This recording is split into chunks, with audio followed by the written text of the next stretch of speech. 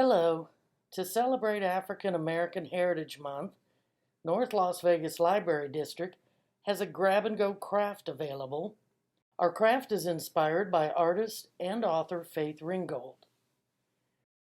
Inside you find paper to use as a base for your art. You can add scribbles or draw patterns on the paper to give it more interest and depth. The felt pieces we enclosed can be cut into whatever shapes or creatures you can imagine. With your felt pieces cut up and ready to go, it's glue time. Time to stick the felt pieces to the paper. Don't forget these. These pipe cleaners are here for you to use as well. Uh-oh, the beads want to join in on the fun. They can be eyes or wheels on a car. Wow, that looks great. I bet you had a fun time with our grab-and-go craft.